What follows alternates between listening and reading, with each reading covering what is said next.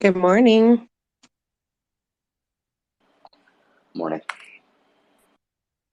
Wow, that didn't sound like Friday. Good morning, BlockJock. Morning. I'm just tore up right now, so I think I'm just a little burnt out. Really happens. Yo, good morning Yo, is that Pyro. CZ posted about Kevin O'Leary defending SBF. That's a good morning. Oh, that's never gonna stop. He needs that golden boy. I think those guys are all attention whores, so I don't listen to them. That's my take.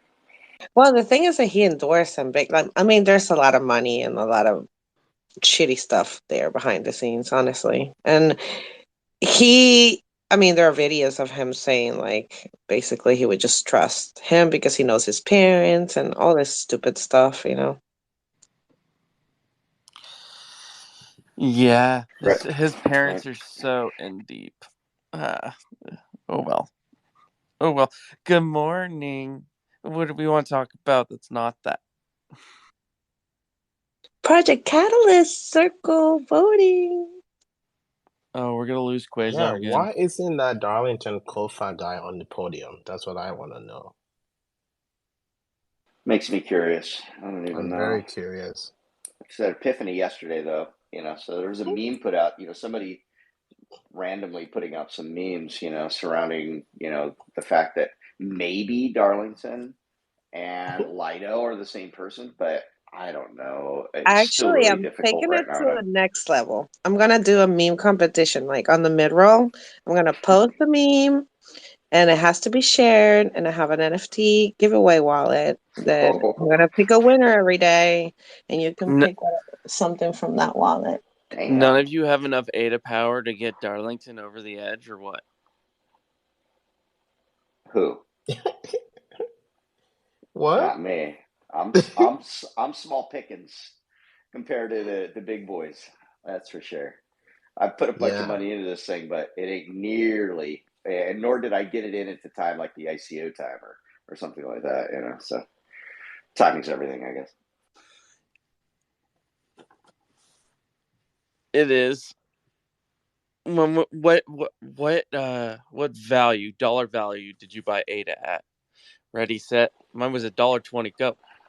60 cents, and now I'm buying a bunch at 30 cents. So I bought more at 30 than I had at any other price. Even hearing you say 60 cents, even when it's at 31 cents right now, still pisses me off.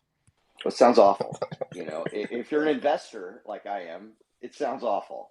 But if you're a DCAer like I am, you're just bringing your average price down. So, which is great. No, 60 cents. I'm assuming you bought in obviously way before I did. That's really good. A little, maybe.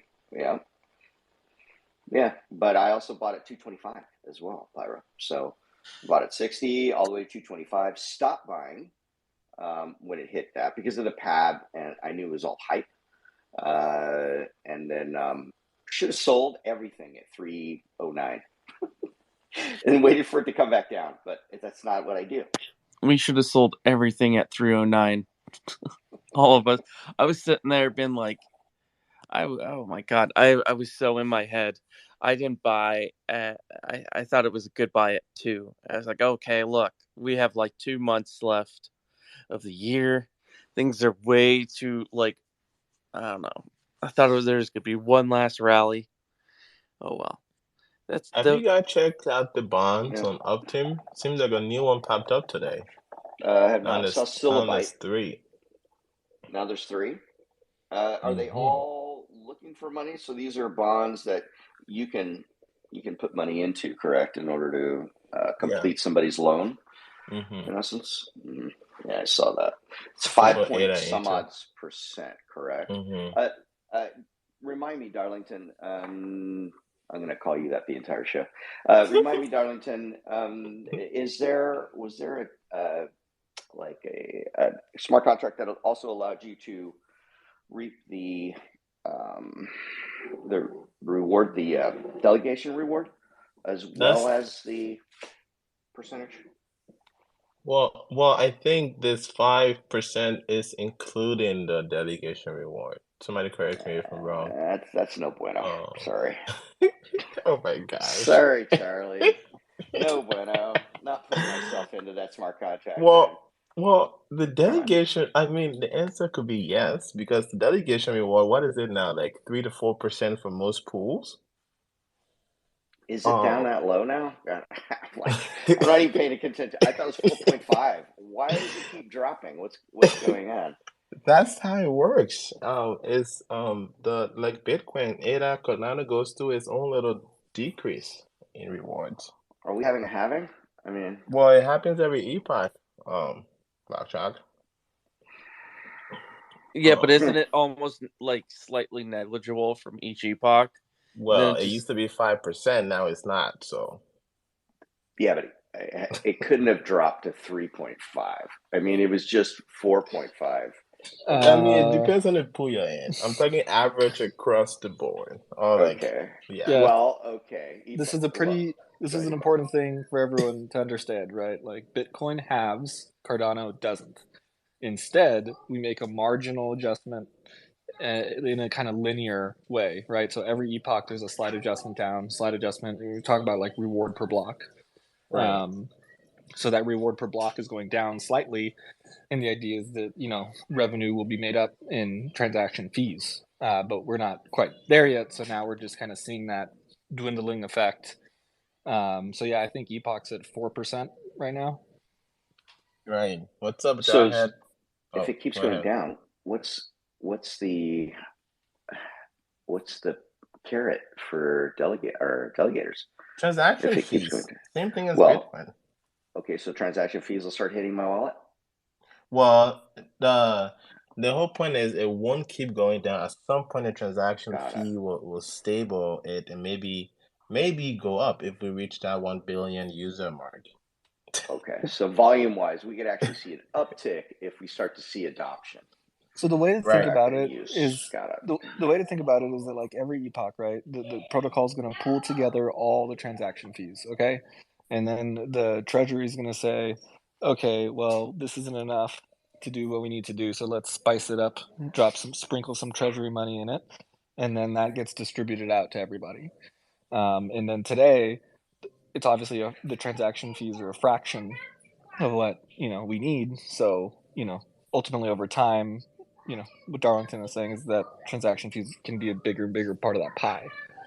Right. And at some point we'll have to decide, even after say all the treasury funds are gone, then the question is, do we want to do the feast or fast situation, or do we want to try to have a stable target, 5%, 6%? So even if we had a big epoch where there was lots of transaction, some of those fees would be held back maybe.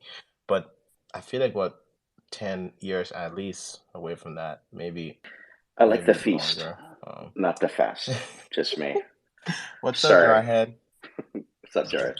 Yeah, this is completely off topic, but something I've been thinking about, and I think it'd be cool. There's a lot of people here that host spaces or participate often.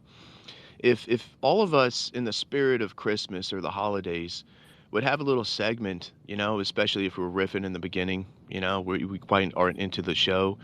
Maybe we talk about the nicest thing that somebody's ever done for us, or the nicest thing that we've ever done for somebody. Maybe a couple people share their stories, kind of a pay it forward kind of thing. Just a little segment, Well, I love that. I absolutely love that, Jared. Thank you very much. That's adorable. Love that, BlockJock. Gratitude, man.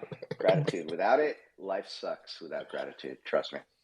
Well, let's. I believe in crawl, walk, run. So my vote is let's test this out at Monday Banter Day, and Jarhead, you can come back and lead us in a gratitude circle. Yeah, it's perfect for Monday. Since we have guests, we only have 18 minutes, but that sounds like a great idea. By the way, I pinned up at the top the post. If you don't mind sharing, that'll be great. Please share the post. Please share the post. Please share the post. I will be doing a thing in the future. knowing that the lighter reward thing is becoming more of a thing, where we will be back rewarding for people that retweet things. So you would have had to already retweet the thing. So just, don't be lazy. Just retweet it. You never know. You never know what's going to come your way for doing something good that you already did. So remember that. Every time you see a Cardano over coffee tweet or a Lido Nation tweet, just think, could I be rewarded for this in some random epoch? The answer is yes, you could. It's the nicest thing I ever did on Twitter was retweet the Cardano over coffee space. Nice, sir. I love the theme. Okay, no matter how we weave it in, I love it. What are you gonna say, Pyro? I gave homeless money when I had none. That's what you're gonna say? Is that why your hand was up? It's not a very elaborate story, Pyro. There was no setup. There was no setup. And then, I just heard news that our second guest had to cancel, so we only have one guest at 10 a.m. If you want to move that, awesome gratitude thing experiment for later on, we can also start later. Yes, another peep. Both Hero and Epoch declined the co-host, so now it's going to BlockJock. So if this show goes, however way it goes, you know why. To be fair, I totally fat fingered it and accidentally declined it. That's funny. But thanks, Epoch. It's a nice way to saying that you wanted me to be co-host today. I appreciate you. Let me try. Let me try this one more time. I declined on purpose, BlockJock, because I think you're ready to step up and really own this co-hosting role. I look forward to seeing what you produce. Thank you, sir. I really appreciate that. It means a lot to me. I'm touching my heart right now. Oh man, where is Hero? Is he out? Is he doing hero stuff? Yeah, he's heroing. Or sleeping. Or his dog out on the computer. Oh man. Do you run bare metal, Epoch? Hell no. You think I want my shit to go down and miss blocks? Next question, do you use a co-location type situation? Say it again. What do you mean co-location? In what way? Like, are you like joining with some random guy or some 3 random guys who has server? Oh hell no! I just use AWS. Nice. It's too flexible. This is like early blockchain days. Like I don't want to be tied down to any kind of like memory requirement. Like maybe in 5-10 years, if the network stabilized, I would go bare metal. But I don't know. It's too flexible, too advantageous right now. Lido, do you think I'm going from G Cloud to a co-location situation? Yeah, should you have more than one place? Most I talk to have 3 different spots. I don't know how to explain it. Well, I mean, it depends on what you mean by spots. Yeah, what do you mean by spots, BlockJock? So you can. Is this a gratitude thing? No, one in Europe. From what I've heard, they have. I'm forgetting the name right now. They have one in Europe where you can connect to. You mean relays? Thank you. They have 3 relays, and in different places, in order to ensure, Wow, one I region. Love if a region goes technical. Down, yeah, it's awesome. It's just amazing. Yeah. The detail around it is freaking astounding. Really, it is. God. So he's got 3 relays, and they're set up in different areas. 1 in Europe, typically 2 in the US, but in different regions. Yeah, that's exactly what Epoch has. Our relays are distributed all over the world. See, so we're worldwide, is what we are. Yeah, I mean, AWS makes it easy. You just choose the region your shit gets deployed to, and right. Yeah, this way ensures connectivity, right? I mean, that's the idea behind that. Just in case a region does go down or you lose. Regions do go down in AWS, though. All the time. Yeah, I mean, the point of having Okay, so I just posted and I pinned it up at the top. Our first meme of the day. You got to share it, and by the time I post the one tomorrow, I'm gonna pick a winner. You can look at the wallet NFT giveaway. It's a ADA handle NFT giveaway, and then the winner gets to pick something from that wallet. Oh, Go ahead and retweet, share, spread the word. oh, spread the word. Spread Yeah. it. Good morning. Make Ooh. sure. Oh, is this a kid friendly? Are we kid friendly? Yes. Yes. Okay. Jeez, Pyro. This No is not. This is barista. not Jarhead After Dark Yeah. or freaking. What's the other thing? Like, Pyro had put a it really th- nice. put it this. The last time BlockJock mentioned the S word, that was an HR violation. It was an HR violation, and Pyro can get me started very easily. He's like a fire starter. He really is. That's why his name is Pyro. But he talked about a barista, and we don't want to talk about that right now, Pyro. It's not. It's a business. It's a small business, and it's baristas. It Yeah. sound okay. Okay. How about you say something along the gratitude lines, Pyro? We won't get into the baristas. Yeah. So I don't know. I was thinking about it. I'm terrible. I don't want to start this gratitude thing because you didn't start. Somebody already did. You're like number 3. Oh, hold on. I said I gave money to homeless people when I didn't have any. I remember for like 4 months That's I was true. homeless. He had the very, very short story. Is what for 4 months I was homeless and I had some money. Wait, you were homeless? Yeah, it's a long story. It's not as short and as sweet as the one I just. You got 5 minutes, Pyro. Can you do it? No, because it's full of a lot of trauma and Game of Thrones. Yeah. And I don't have the emotional throughput. Is this before you were married or after? Yeah. Oh, this was before I was married. Oh, it seems so interesting, Pyro, that you and I have a similar story. That's crazy to think about. So go ahead, though. BlockJock, don't you and everybody have a similar story? I feel like you've done everything under the sun. I have some really crazy stories, but I have one really heartfelt gratitude story, and it's a life-changing thing. But I can save it. Save it for what? Well, I can tell it now if you want. I mean, hold on. We have 9 minutes before guests, right? Okay. And then the second guest slot is free, so let's not get all emotional like right before they get here. I know, right? You want to leave the it? Guests come up. Who is the guest? Let me update the jumbotron. It's all about experience, strength, and hope for anybody out there. But I thought it was Jim Chan Laundry. But see, my story it's easy to tell, but I always get like angry when I think about it, and upset, and I go through griefs I don't need to go through anymore, and it's not even my fault. It's actually my old roommate's fault. Basically, he had his mom extort me off my own lease, and I was teaching him how to do e-commerce, and he was my friend since middle school, and it's a long story but it's more emotional. Gonna get them all angry. Sorry, I'm not responding to your story. The DM is funny. Sorry, I'll go on mute and laugh. The DM is hilarious. Have you seen the other ones? Some of them I like laughed my ass off so hard on one of them. It's Pyro amazing. was about to pull his heart out. Sorry, yes, Pyro. I wasn't laughing at your heart. Carry on. No. I wasn't pouring my heart out.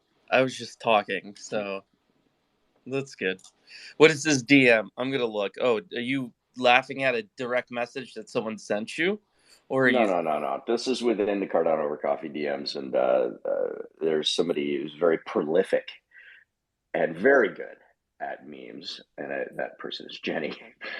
And she did some really good ones. So you're just randomly scrolling through, you know how you do, and then next you hit one, and it right then you're glad you don't have fluid in your mouth, food in your mouth, or any of that other stuff, because all of it would have came out immediately because it was so freaking funny. I loved it. but we're not going to give it up because we're going to give those out over a period of time. So, are you going to give out some rare Evo tickets? Are we going to get Rare Evo up here to give out some Rare Evo tickets? Oh, that's a great idea. We can't do that. No, we can't. Oh my gosh, this is too funny. Whoa, man, hero. But maybe I can mint each one of the memes into a 1 of 1 and also give it to whoever wins every day. Wait, do I get the 100 ADA? Oh, I lost. What? You absolutely do. What about the 100 ADA? You absolutely have to do that. What about the 100 ADA? Now that 100 ADA was. Are you talking about what Hero said in the chat? Yeah. Yeah, that's not related. That's because you never check your chat. Never check the chat. I can multitask. Great. Okay, what are we talking about? I'm back. Sorry. I've checked the chat. I'm updating the Jumbotron with the guest. Hero is recording the show, taking one for the team. Thank you, Hero. It was pretty funny. Hero says, if you respond to this in the next 1 minute, I will send you 100 ADA. Sorry, everyone, you lost. That's funny. I literally have a computer in front of me right here. I'm like, could do both easily. Guys, I just want you to, for perspective, all we have to do is say karma a lot of times. Karma, like karma pool, and he just like appears because of sentiment analysis. We can't even pay people 100 ADA to respond to the fucking chat. Oh, Come on, people, we gotta set a standard here. It's so true. Good morning, Joker. You're killing it in the polls. What's your secret sauce? I have no clue. I'm genuinely shocked, to be honest. I can't believe it. And I really can't believe that I passed you, Lido. That's, Do you think people think you're Lido? Are you going around telling people you're Lido, Joker? Really? Since I'm not nobody Tom. knows. I'm not You're every not Tom. Epoch. Well, maybe they just appreciate my genuineness, and the fact that I don't have ulterior motives, right? Like I don't have a project. You're definitely going there to clean the swamp. Yeah, we're gonna make Catalyst great again. Come on, let's do this. What does that look like? Great again. And we just started. Yeah, Oh, you're right. I should save that for the next round. So we're just gonna make Catalyst great this time, and then next time we'll make it great again. All right. All right, fuck it. He has my vote. I'm switching. Wow. Wow. Well, that was easy. That was fast. You're gonna drain the swamp. No, I've already voted. I voted last night. Oh man. Wait, did you use a pool pledge? I'm tapped. I don't have anything left. Epoch. What? Did you vote your pool pledge? That's the secret weapon. I keep that in reserve. He's gonna use that for the last minute. Whoever needs I know, right? I wonder how many That's- people are gonna just swing that big pledge on like the last couple of days. I think so. I think that people just want to see what they want their vote to count at the end. I guess I don't know. You can't change your vote, so. Can you already vote with your pool pledge? Because if you think so, I think Joker is tied to a bunch of SPOs. You know what I mean? And he's also great. Everyone should vote for him. And I mean that. I voted for you, Joker. Yeah, that much was obvious. He has done so for anybody that doesn't know, he's done the promotion for freeloaders for stake pool operators. So everybody who's running for this, I just need to interject for a second. Y'all are doing this wrong. If you ain't over there talking to Rick, telling Rick about all the great things that you would do for him and Digi, because of his pledge amount, y'all are doing this wrong. So there's that. I'm kidding, by the way, but I think Leto's right. I think a lot of the big SPOs are going to wait because they have a lot of voting power. And some SPO is sort of a dredge to do all the things, right? To build the transaction, you go to your air gap, you send the thing. It's not the easiest thing in the world. Yeah, it kind of has to be worth it. Wow. It kind of has to be worth it. Yeah, do you go into the vault every day? Do you want to open up you know when you're most vulnerable in terms of like security?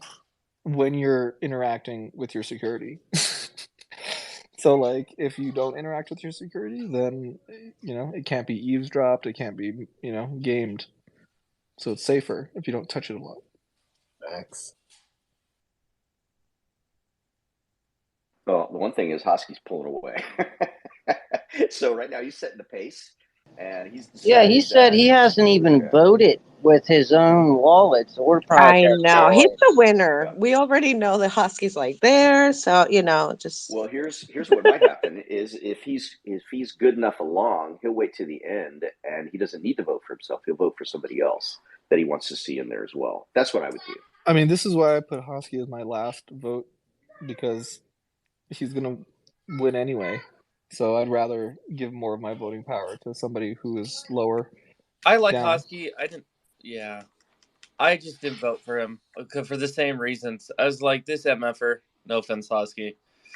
I think there's I like Hosky. I know why. I know him as a person. Well, I think I there's like better. Hosky, but I I think knew there's that better he people was. for the position. I wanted my vote to mean something, not be pulled into the abyss of 1,000 votes. I know that's not necessarily how that works. What? So you want your? Hey, I pinned something at the top. Good morning, everybody. Happy Friday. I have a 10 o'clock call, and I'm going to jump off of there. But there's some questions in there that we need to start asking all the candidates. I wish you all a good day, and I hope you don't just wait a minute. delete You my want to phone. start questioning candidates, and then you're going to leave so you can't be questioned? No, Seems man. a little suspect to me. Man, and you ran out of steam right at the end. all the questions. I'm answering the questions as a candidate, so I'm eating my own medicine, folks. I know what I'm doing in my campaign. Mudslinging's about to begin. Joker and ahead of me. Take your own medicine. And to Pyro's point, Pyro, then why didn't you not vote for number 30, Boaz? He's only got 6.88 thousand ADA. That could have been. I mean, there's a few people that actually have PhDs down there that we really do need to consider. So anyway, what's a PhD? It's a popularity contest, Quasar. That's what these votes are. Period. That's I know. And if there were no votes, I'd be winning this thing by a long shot. Man, I gotta work on my They should be playing this like golf. Who could get below par? I'd be killing it. I voted for you too, Quasar. Thank you. Hey, if anybody's got time to catch up, to say something because we have a guest. Is our guest here, Lido? We do. Hey, because we don't have a second guest. If you are not on your PFP, please come on up and make yourself known. Voteaire, if you're the guest and you're in the house. They were here. They might have got kicked out. They might have got rubbed. Yeah, because they know that they've been messaging since early. So I know they want to come. And we don't have a second guest, so you can stick around after this and we can continue the conversation. Stick around, share this, retweet Jenny's tweet. Remember, whenever you retweet on the Cardano World Coffee space or a Lido Nation tweet, you might get rewarded in the future. That's the thing. So I might have something extra. I'll throw something on the pile there for that too. Well, let's give our guests a big round of emojis. Welcome. Voteaire. Not. How are you, my good sir? Always curious how you say that. Voteaire. How's it going, everyone? Thanks for having us on. I think my partner in crime there, Vivek, should be on the Canucks Publishing account. We'll probably be asking for permission to speak pretty soon, so if you want to let him up. But really excited to be here. Thanks, everyone. Please come up, hit the button. You need to be on a mobile device. We don't have a pending request at the moment, but get up here. Well, give us a brief introduction of who you are, and then what you did before Cardano. For sure. So I'm Mike, one of the partners here. Like I said, my partner Vivek will be up soon. So my name's Mike. I've been in the Cardano ecosystem since about 2017. And like many people, was drawn in with Charles's whiteboard video, and that really kind of, made me decide that Cardano is the place to be. I like their approach, the research first, and just focusing on doing things right. So been really following slowly and trying to learn about Cardano since then. once Shelley got close, started up a pool on the ITN, and then launched Cardano Canucks on mainnet. I think we're the 30th pool registered on mainnet. And since then, we've just been focusing on building. So we started Voteaire I guess it was launched in September last year. Or sorry, not last year. I'll ask Vivek to. It seems like it's been a while, but it actually hasn't been that long. I'll ask Vivek to confirm when we actually launched it. But yeah, it's just been working on that. We identified the need for easy to use tooling. A lot of the tooling that people are developing are really developer focused and libraries. And we said, let's kind of build something where people can create ballots and vote and make decisions that's really easy to use with just a couple clicks. And that's what we did, and hoping that people will like it. What did you do before Cardano? Is Cardano your full-time gig now? It is now, yeah. So as of I guess July last year, it's full time. So I've been building software for about 18 years. So I started out as a full stack developer, working building web applications. Moved into the data and analytics world, and kind of doing a lot of data engineering. And designing solutions like that for large Fortune 500 companies. And then I started, dabbling in Cardano and couldn't stop. And all of my spare time and some of my not spare time as well was spent building Cardano. So decided that's what I wanted to do with my life rather than working for the man. C'est chouette, as they say in Paris, circa 1990. Well, get into it. What would you like to share with us today? And then we'll get into some Q&A.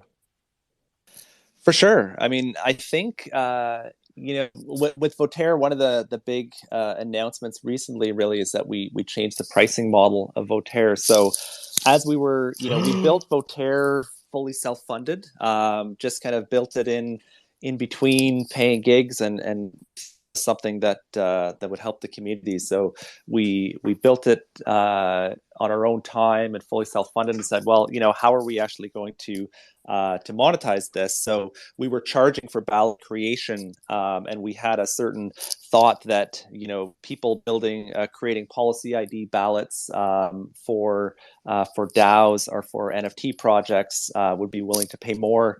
But then we got a lot of user feedback from the community being like, we don't want to be paying a lot for things like this. So we said, you know what, we want people to use this platform. We want to get it out there, and we'll figure out how to monetize it later, probably through adding features, value-added features, and charging for those later. So we dropped the price of all the ballots to just a single ADA to make any type of ballot, and we're putting that out there and seeing if people adopt it and start using it for whatever uses that they might decide they need it for their project.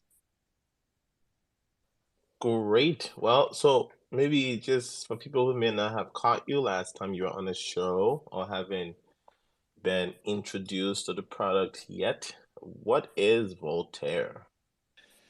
Yeah, so Voteaire is it's a easy to use platform for creating ballots and having votes on the Cardano blockchain.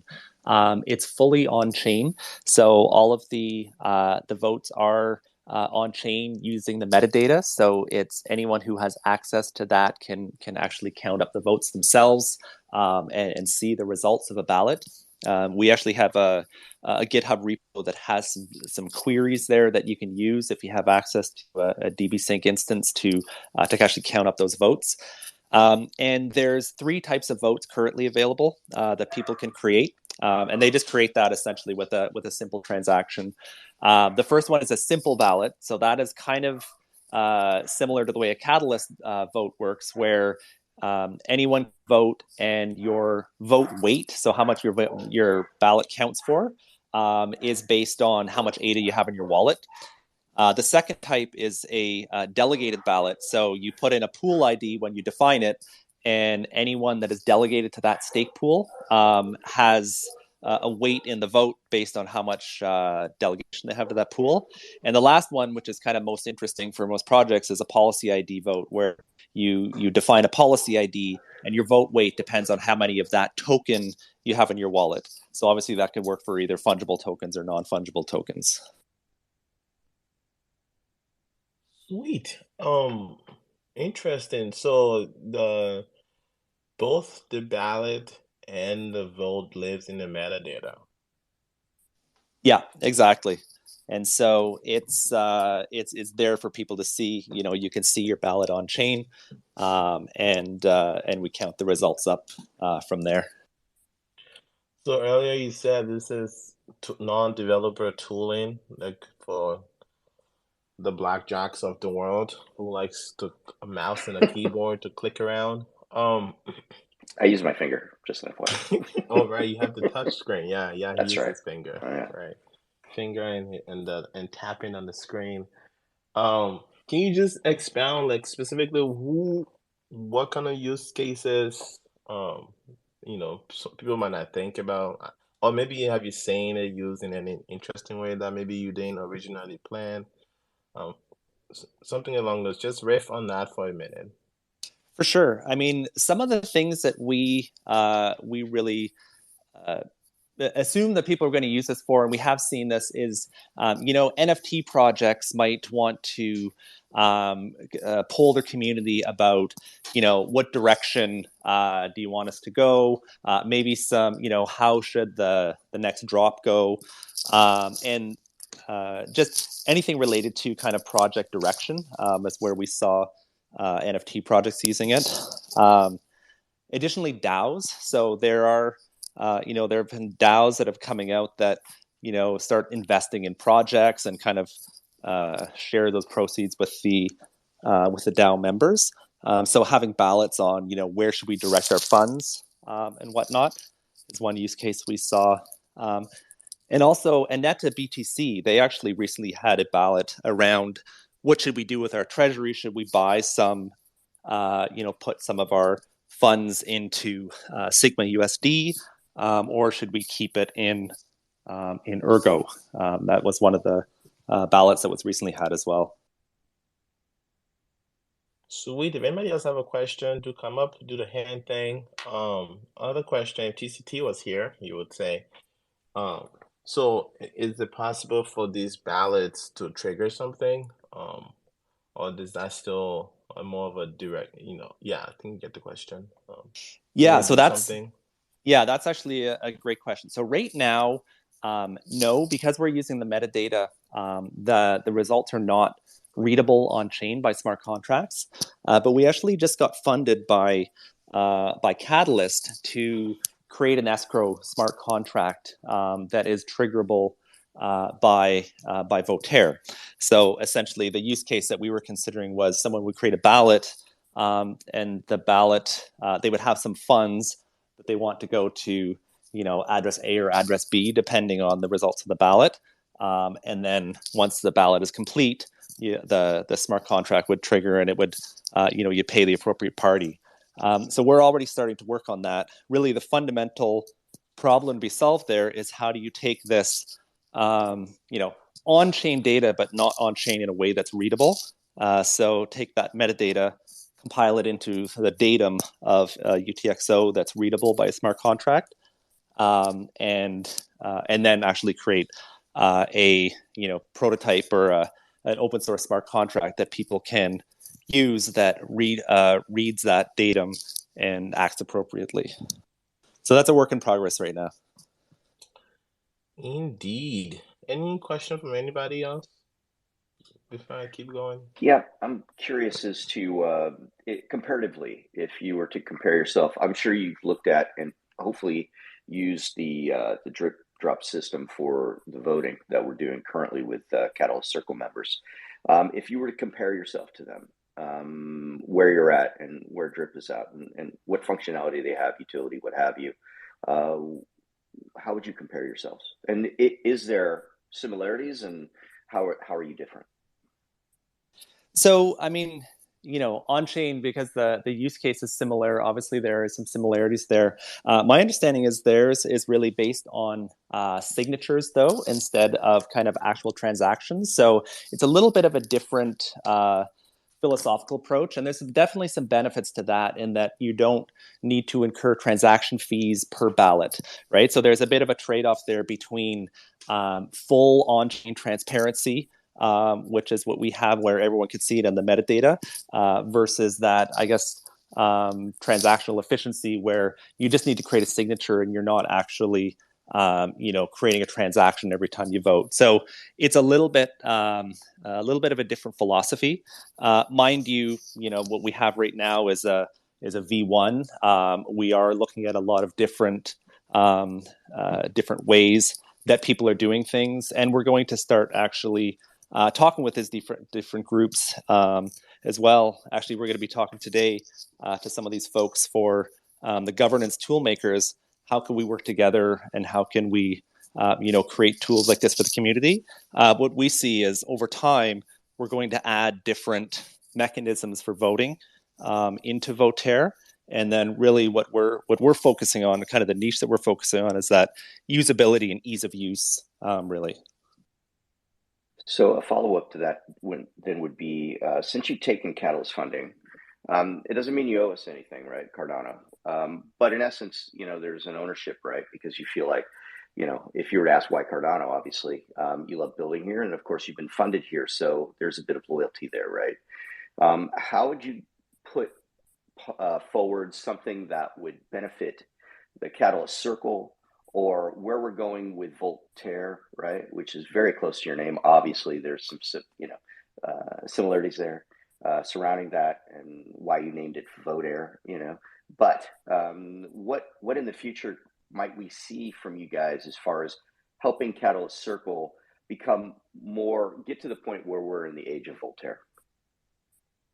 Yeah, that's a great question. I mean, I think that I don't have a clear answer right now in terms of the steps that we're going to take. I think the first step is really engaging with the Catalyst Circle and with the community in general, and seeing what the needs are, right? So right now, just opening up those discussions around the DAO tool makers and having these regular meetings, I think we're going to be able to identify a lot of areas where we can be involved in that and add value.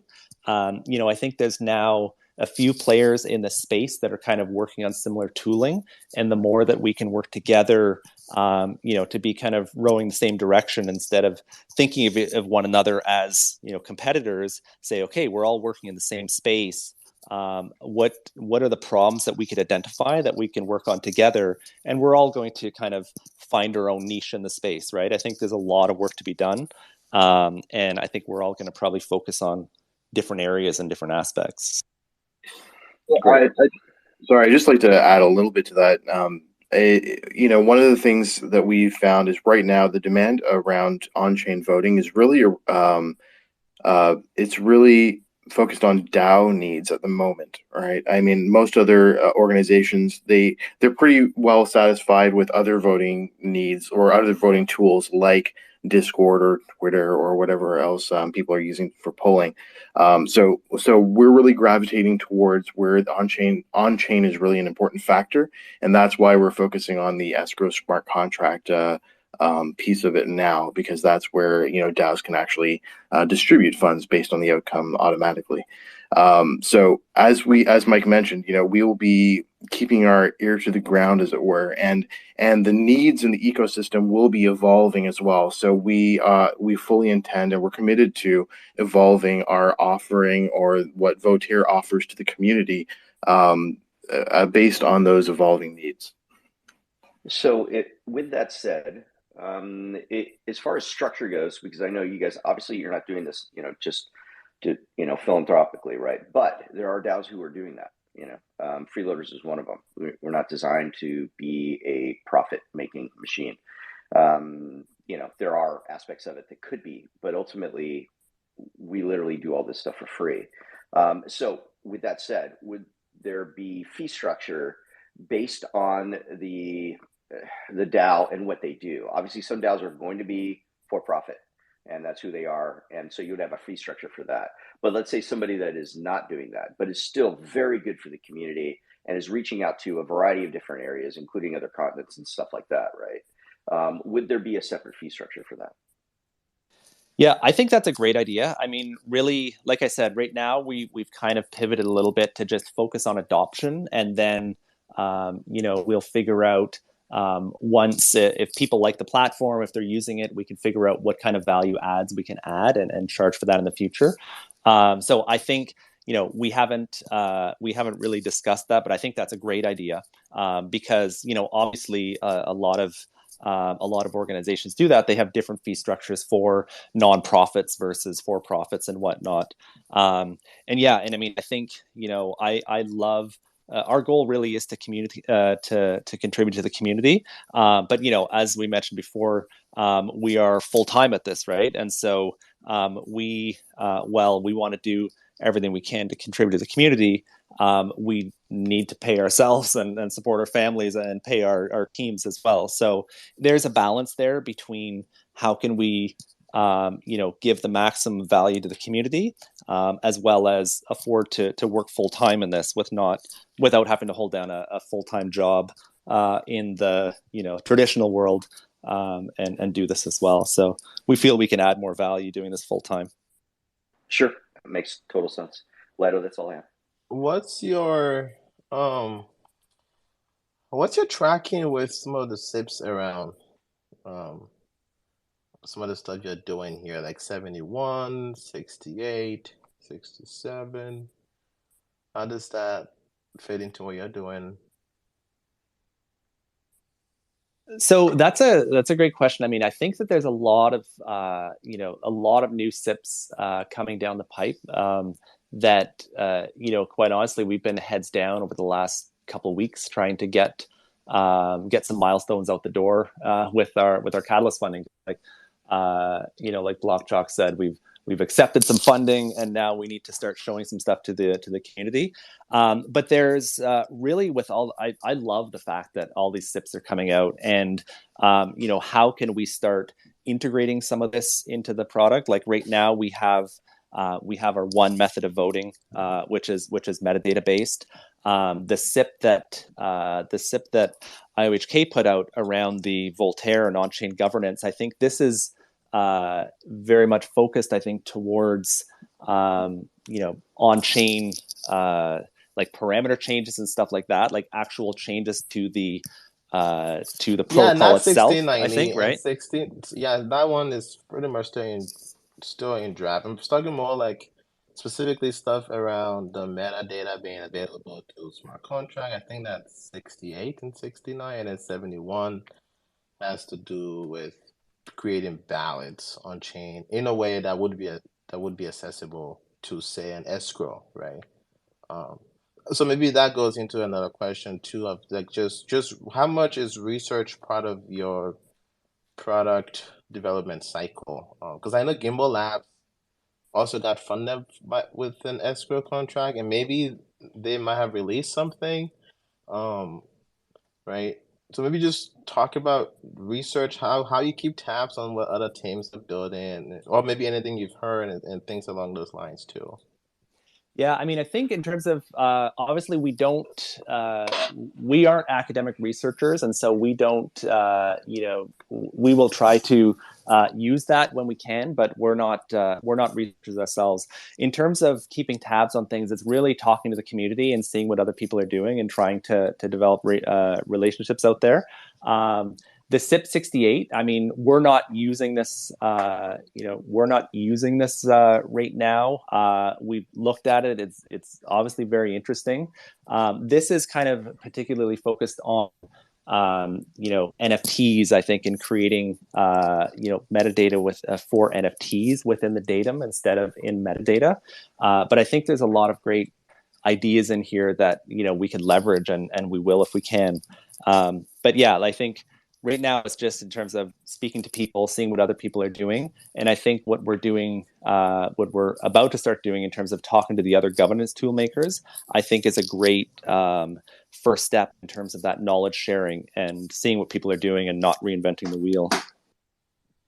Neat. What's up, Pyro? Yesterday, Charles was talking about doing things off chain.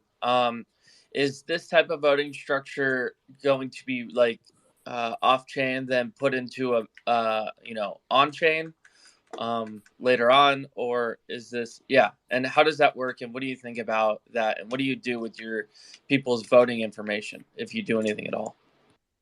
So, I mean, in terms of there's a couple things to unpack here in terms of off-chain versus on-chain, and what to do with people's voting information. So, I think there's a clear thing right now that is missing in our product and in many products is that concept of identity. So we actually had a Catalyst proposal in the last round that did not get funded for integrating decentralized identifiers into the platforms so that people, you can have that concept of identity in one person, one vote, rather than this proxy, how much ADA you hold or how many tokens you hold. That works in some of the cases, but not for all cases. And a lot of times people say, well, I want to know that this person voted. There's another thing, which is that whole privacy aspect. So I want to be able to vote, but I want my vote to be anonymous, but I want to know that my vote was counted, right? That I have proof that my vote was counted. So we've given a little bit of thought on this, not tons, again, because there's a lot of research that needs to be done or has been done that we need to wrap our heads around. Now, one thing I'm really excited about is this concept of Midnight coming out that's actually going to have that built in and have the ability to do stuff like this. So once that's out, we're definitely going to look into potentially using that to have private votes with that inclusive accountability. I could say, hey, I know that my vote was counted, but no one else can tell what I voted. So there's those aspects of it. And finally, in terms of the off-chain versus on-chain of what we're doing right now with the escrow smart contract, the approach that we're thinking of is essentially maintaining the vote, the results in the metadata right now, but having an off-chain process that counts those votes and then writes them to the data online into a datum, into a UTXO. And these, what we'd like to do is eventually have these off-chain processes be runnable by the community. So anyone who actually has access to a DB-Sync node or some other way of querying the chain can actually run this. And then we'll kind of roll those up kind of like an Oracle would into a result that, that has some agreeing parties that all agree that that's what the result actually is, and then write that into a datum to be read by a smart contract. Sweet. Well, that brings us to about the end. I will ask some boring questions, and then we'll do the close out. Awesome. Boring question number one. Is this a registered company? If so, where are you registered? So Voteaire is not itself a registered company, but we have a registered corporation in Canada. It's called MSVN Distributed Systems. And so that's kind of the parent corporation that we work under, that we've built Voteaire. We do Canucks publishing, a lot of our kind of NFT focused development work and whatnot. So that's registered as a federal company in Canada.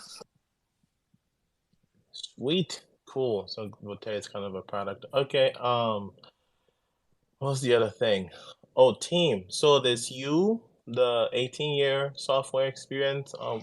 In the Catalyst proposal, I think there was 7 people mentioned. What's the team at Voteaire? Like, who's in-house and stuff like that? Yeah, so we have myself and Vivek, who's under the Canucks Publishing account right now. So we're essentially the 2 founders. And then we have several people. So we have some developers that we're working with that we have 3 that are full-time. And then we have some others that work with us part-time as well, that do the development along with myself. We have a couple folks that kind of come in and help us part-time in terms of the product owner role and whatnot, to help us kind of define direction that we should be doing and whatnot. And then we also have kind of an operations person that just kind of helps us get things out the door on time and on budget, kind of thing. Sweet. What's your relationship with open source? Do you contribute to anything upstream? Are there any particular open source heroes that makes Voteaire possible you want to shout out? Stuff like that. So we have a few open source libraries out there in terms of mainly around data querying and DB-sync queries and whatnot, but not as many as we'd like right now. I think right now the Catalyst work that we're doing for Voteaire, we're going to be doing fully open source. And I think one of our goals really for next year is how do we do more open source work, because a lot of the stuff, it's one of those things where from a business perspective, how do you release all your code open source and also have a way to monetize that and pay the bills, right? And I think that's something that we're learning, looking to other people in the community. Obviously, IOHK has done that very well because they're very successful and everything they do is open source. So you're going to be seeing more from us next year, especially around the Voteaire stuff that we'll be releasing. And open source heroes, that's a great question. I don't really know anyone I could point to other than obviously IOHK, but we do use a lot of like Lucid, Barry. Obviously his stuff is key to a lot of the stuff that we do. Recently I've been looking into the Helios library a lot, and we're considering using that for some of the smart contracts that we're going to build for the Voteaire escrow. Like they're doing some great work there in terms of Plutus alternatives for writing smart contracts. Those are the two that I would say come top of mind in terms of what we're using or planning to use in the near future. Great. Sweet. Cool. I think that does it. Back to you for any closeout, call to action, anything along those lines. No, thank you very much for having us on. I really appreciate it. I've been doing a lot of speaking, so maybe I'll let Vivek just say a little closeout or anything you want to leave people with. Sure. I just want to echo, thank you so much for giving us some time this morning, and thanks to everybody for joining and listening in. I think, call to action is really, get involved with these projects. It is a tough time in the market. And, there are certain builders out there who are just sticking it out and making it work. And, show them some love when you can. There are lots of them. And we're really proud to be part of this, ecosystem, because it is really showing the world really what can be done during a bear market. And, I think the real call to action is, pay it forward to the community where you can, and that's what we'll be doing where we can and how we can. Sweet, thank you for coming. Looking forward to. I'm looking at some of your older monthly report, Mike, on Light Donation. Looking forward to the ones for the escrow contract. And keeping track of the project that way. Awesome. Well, folks, it's about that time. I think this is when Epoch does the Epoch thing. This is your mid-roll. We are halfway through the show. Please go ahead and reshare out the space. The tweet is in the top of the Jumbotron, or you can go ahead and start your own tweet, but let's let folks know we have another hour left in the show. Thank you very much. And one little PSA for those of you who got wrecked like Hero Pool by holding funds in Celsius or in FTX or in insert centralized exchange that wrecked people. We would recommend that you try to protect yourself and actually take ADA off exchanges into wallets that you have the key for. Right, not your keys, not your crypto. So if you can get your ADA to a private wallet that you have the keys for, you will not only be safe, but you'll be able to delegate to a pool and support decentralization while earning ADA rewards from the treasury and from fees. on the network. So do the smart thing. Get your 8 off exchanges.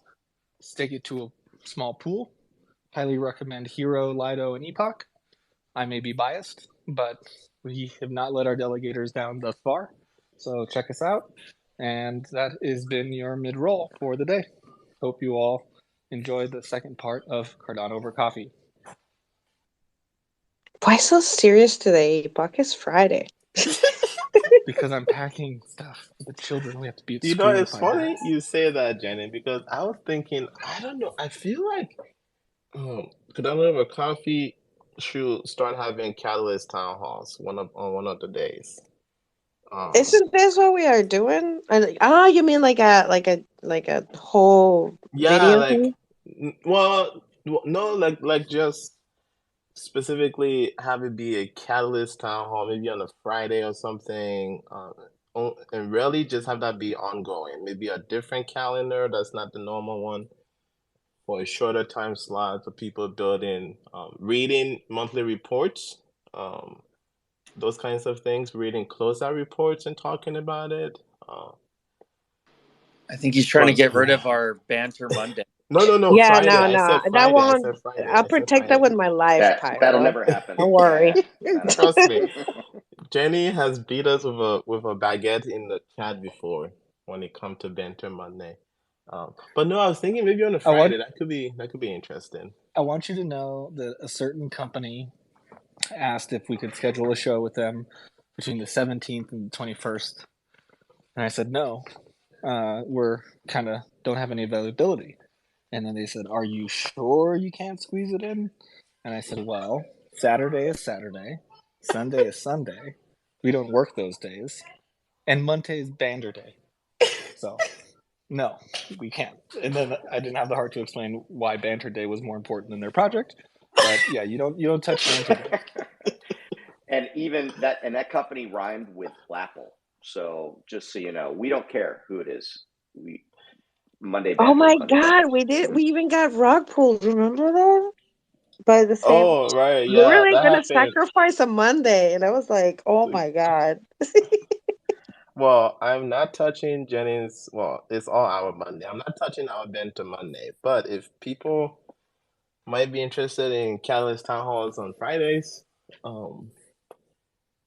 send us some feedback. What do you think? Oh, like maybe like an after, like a double shot.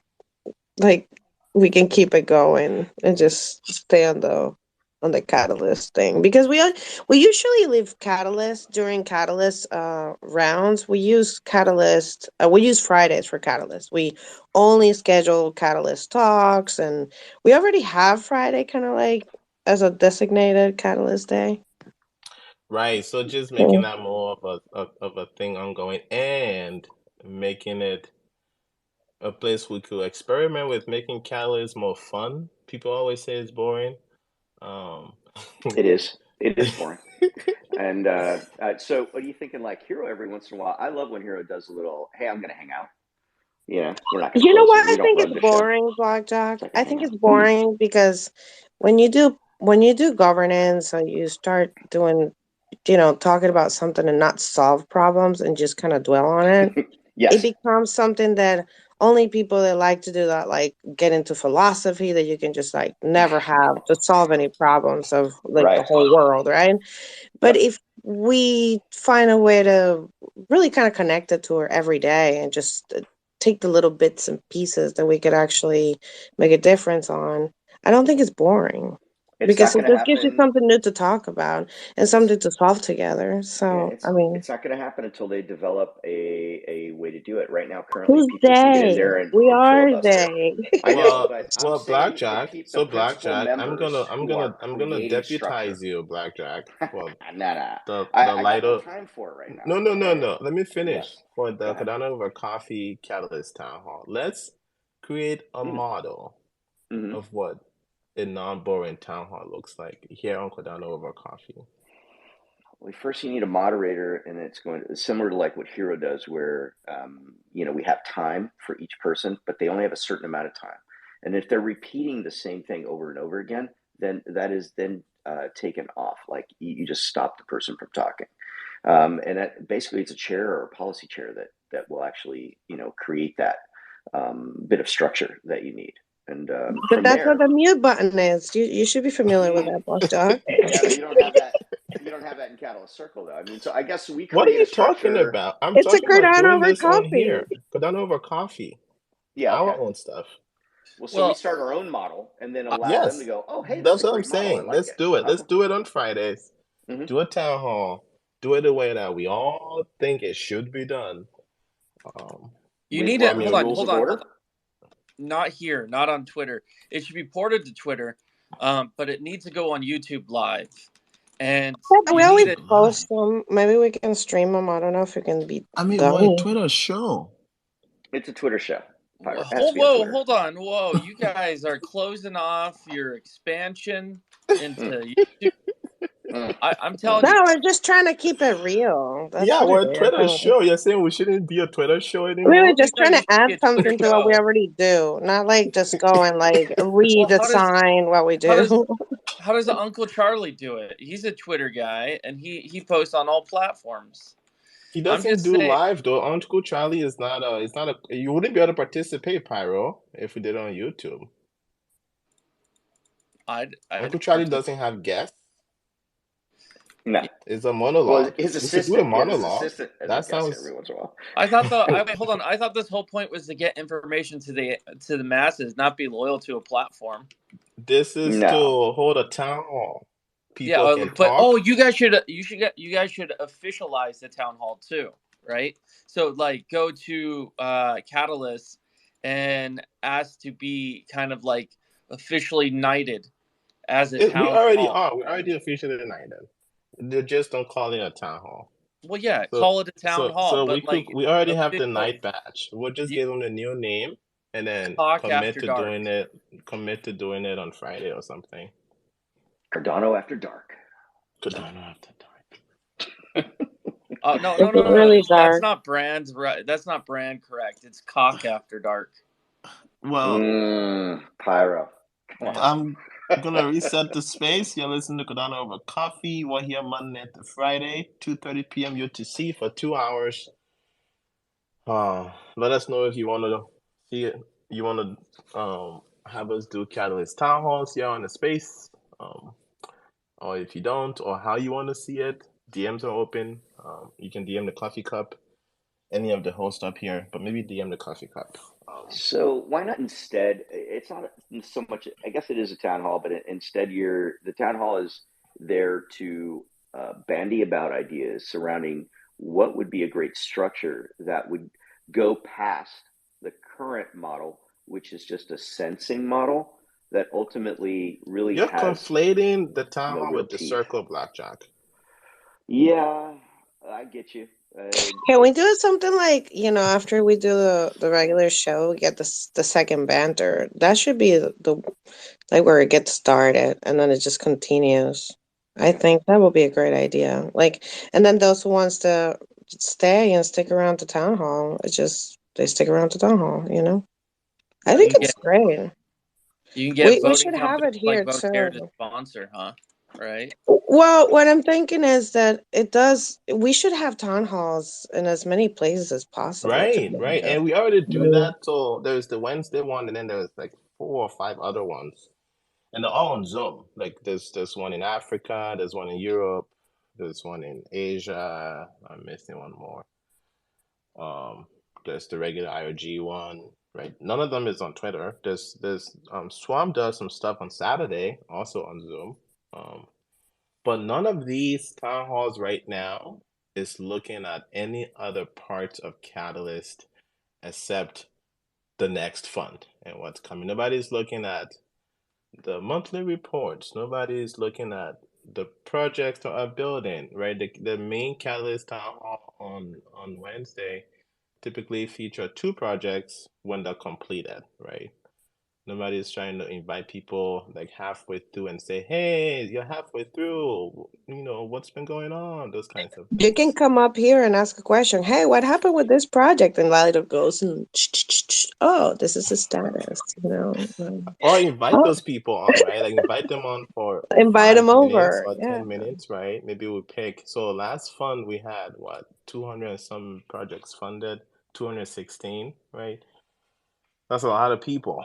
Like get them on here, get them talking about their project for 10 minutes so the community know what's going on. Stuff like that, right? I'm just saying, if you become an official, Catalyst, liaison, those people who are posting on Catalyst will definitely take you serious. What are you talking about? It would just be a training ground for people, and I think What does an to official Catalyst liaison even mean? I'm. What is that? How do I No. Yeah, I become an was like, official wow, Catalyst liaison? that sounded so official, Pyro. does I'm sound gonna official. believe it. So Lida, Please tell me. Ada girl, come up here again. But man, she like went back to listener, and I was excited she was coming up here and chat with us, and then she just like went down there. Come up here again. Lida, what would be the overarching? What do you think would be the effect of it? Right? How would it positively affect the community at large by doing it on Twitter? Great question. What do people think? I'm sorry, I didn't listen to you. My Ada girl was coming up here. Hey guys, I think you guys are making me laugh, and I'm trying to get some work done, and I can't because y'all are distracting me. But I love it. I was gonna say that sometimes you have to just keep it simple, and I think when you start throwing all this stuff out, like it's like you're overcomplicating something that doesn't have to be super complicated. That's my take. So, Yes, Adriel, well, what would you think the positive effect of having a town hall on Twitter? What would it do? I think, Cardano first as of a whole? all, the majority of crypto is on Twitter. A lot of the active people are on Twitter. So it does create a platform for people to be there to hear what the actual issues or problems are, and then, be able to either one, create a proposal. Somebody will be inspired to create a proposal, or we're talking about the proposals that actually exist. And I think you'll have more engagement, even for the lurkers, because you look at some spaces and there's a lot of people who don't say anything ever, but they're at every space. Oh, we've got Jeremy here and Catalyst Swarm coming up. Wow, this is awesome. Jeremy, I haven't seen you in so long. Hi, Nice I seeing think What's up, they you. Jeremy? heard. I think they heard was starting a Catalyst town hall on Twitter. GM Jeremy, how are you? Hey everyone, this is my first Cardano over coffee since the rare bloom. I Right. apologize for a long time. Busy days. Why have a Catalyst town hall on Twitter? Well, you want to go where the people are at, and you can have a Catalyst town hall anywhere.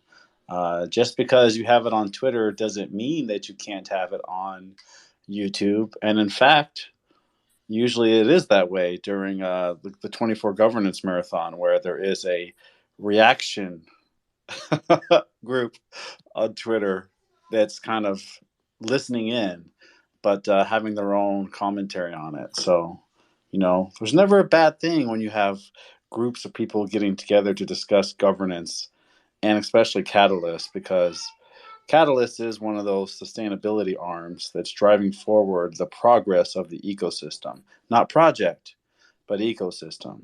And one of those things to be reminded of for those projects that do receive funding by Catalyst is that it is to strengthen and grow the ecosystem. And so it's a reminder to see, well, how do you contribute back?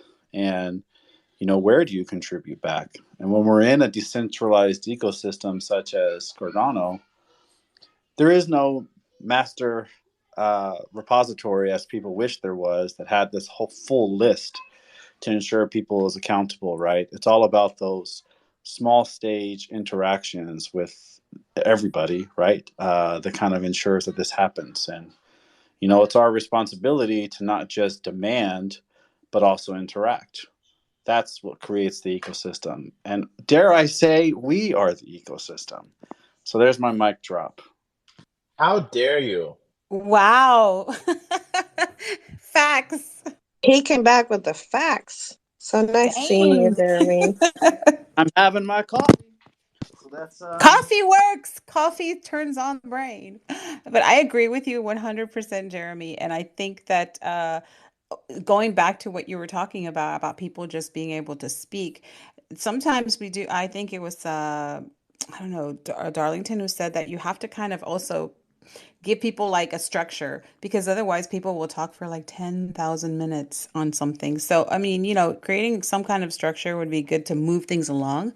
But I agree with you 100%. There's a lot of people here, a lot of people with great, amazing ideas. And, it's our responsibility to build this how we need to be. We are the ecosystem, as you mentioned.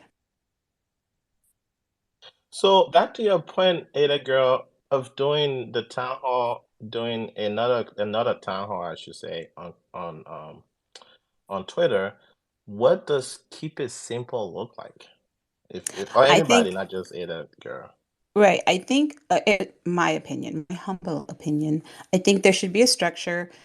Each person that has maybe a proposal or a project has 5 minutes to be succinct in what they have to present and what they have to say.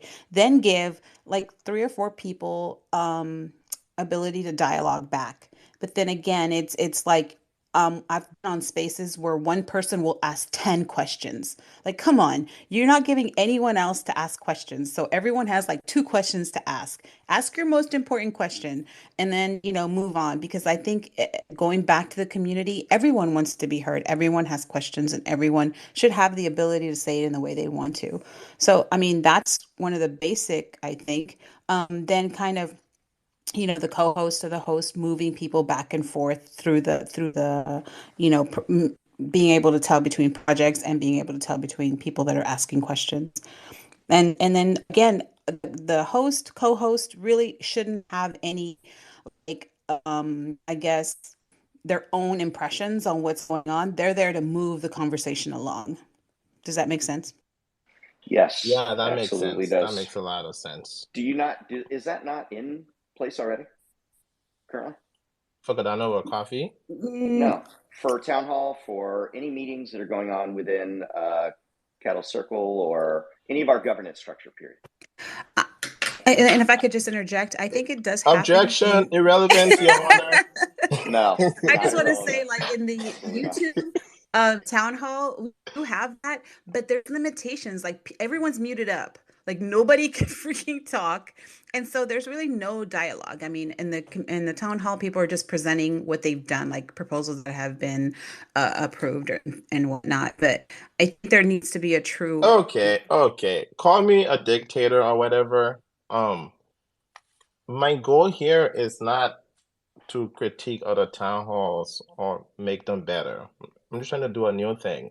So we have a clean slate. Catalyst Town Hall on Twitter. Cardano I over love it. coffee. What goes Don't get me into it? wrong, But I then love it's it. a clean slate. Why call it town hall? Why not call it Yeah, something else? This is You can plasma call it something banter. else. don't You even can Call call call it it it town something catalyst hall. else. banter. Call I it mean, effective town hall time has a management. meaning, right? How's That that? is a political term. I mean, but we can call it something else. I Going mean, back it's to like when you structure. gather in the plaza, right? We can use something, whatever. I don't know. What are the Greeks called it? I don't know. Check up above. It's called I Robert's mean, Rules of Order. Everybody uses it. It's astounding to me that we have not used it yet. And it's a simple method to keep the meeting going along at a good pace. It doesn't allow people to dominate in any way, shape, or form. And therefore, then, if they know the rules, nobody gets their feelings hurt surrounding it, which is the key point. Because if people don't feel they're being heard, then they get upset and then they tweet out, "This sucks," and "Why are we doing this?" and But whatever, right? that's why town halls have rules, right? Like you go to the town hall meetings and you go through the agenda, you sign up to speak, and you can really speak about whatever you want. And anybody right. can speak. Even people that don't live within the town can come in and speak about something they're concerned as as a neighbor and be like, By the way, that comment Jenny made about not calling it town hall, I'm not for that. because we don't want to have a marketing problem. I think people know what the word town hall means. So I don't think we have to reinvent that. But I get let's hear it. from, Yeah. let's hear from some let's hear from new voices. Is that Felix? Who's on the Swarm account? Oh, they're not speaker anymore. Let's go to nudes. Hey, what's going on, everybody? Happy Friday, Cardano over coffee. I love the idea of town hall on Twitter Spaces, and there's opportunities to simulcast it onto YouTube as well, if need be, or at least post a record there. I think that just the ability for people to engage, casually drop by, and jump up on stage and maybe participate could be a really cool thing. And maybe there could be some kind of incentive. I know Lido nation.com has a learning model where if you answer questions you get some sort of reward, and there's that type of engagement, and maybe we can make like a proof of participation NFT or something to give out to people, to thank them for lending their voice to this public forum. I think it could be really fun, and I totally support a Twitter Spaces event like that. Sweet, as Lido Nation would say if Darlington was here. The last two people have agreed with me. It needs to be simulcasted on YouTube. Which is great. He said need be. We can also. I'm totally on board with sending it to YouTube. Simulcast, well, that would be a challenge. Maybe if you guys bought enough coffee, we can get the we can get the tools and the software and licenses to simulcast it. Otherwise, it might just be posted to YouTube after the fact. I would say you probably want to keep it simple first. And then I just think it's like a great way. opportunity for people that already are so involved in Twitter Spaces to talk about these things, but that don't get involved with Catalyst. They don't realize that they could just combine it, because there are a lot of people that have great discussions in Twitter Spaces that don't get involved with Catalyst, and they should totally get it, that they could get involved in Catalyst without it being boring like BlockJock said it is, because it doesn't have to be. Well, Jenny, it's not so much boring as that if you allow people to go on for too long, people like check out, right? And then from there, you have a meeting that just gets all convoluted, and that people lose interest, so you have to keep structure in it. Structure and discipline does not mean that we're centralizing things. It just means we're making it organized. And but people just don't know that there's a space for them. That's what I'm trying to say. Like, there's so much that you can contribute that aligns to the things that you enjoy. Like in real life governance, you can get involved. Like, people don't realize that they can get involved in the beautification of their town. And if they like doing that kind of stuff, they can easily contribute to it, right? You know what I mean? And it's fun. And there's and there's structure to help things to get accomplished. But sometimes people don't realize it, and they complain about how the town looks, and they don't even realize that they can be part of making the town look better, Let's have Swarm jump in here before they get rocked again. Are you with us? Yeah, hey. Okay, there you are. Cheers, darling. Happy Friday, everyone. Cheers, happy Friday. This is an awesomely lovely space. Thanks a lot for setting this up. Definitely all in for town halls on other mediums than Zoom and whatnot.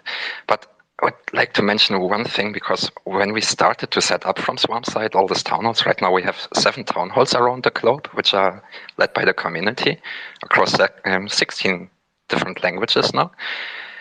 One major issue is really Twitter is definitely a platform where you have a lot of users and community, but I'm not even sure if it's the most used platform. When you look on East Asia and Africa, they use platforms we are not even aware about.